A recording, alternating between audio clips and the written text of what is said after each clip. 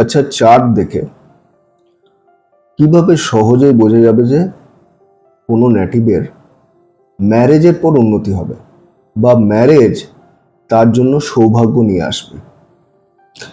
দেখুন, বৈদিক অ্যাস্ট্রোলজি মতে অর্থাৎ ট্র্যাডিশনাল অ্যাস্ট্রোলজি মতে যদি কারোর চার্টের 7th হাউসের লর্ড 9th হাউসে বসে থাকে বা 9th হাউসের লর্ড 7th হাউসে বসে থাকে, অথবা 7th এবং 9th হাউসের লর্ড যদি কানেক্টেড থাকে অর্থাৎ একই ঘরে বসে থাকে বা এক্সচেঞ্জ থাকে, তাহলেও কিন্তু সেই নেটিভের ম্যারেজের পর উন্নতি হবে। এটা সহজেই বলা যায়, চার্ট দেখেই বলা যায়।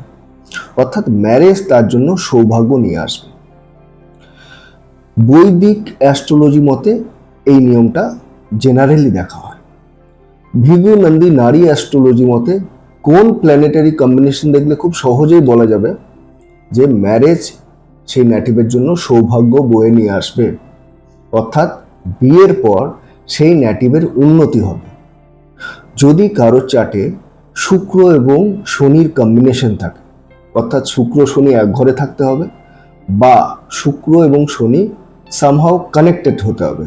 এখানে অবশ্যই শুক্রর ডিগ্রি কম এবং শনির ডিগ্রি বেশি হতে হবে। এটা একটা কম্বিনেশন। আর কি কম্বিনেশন?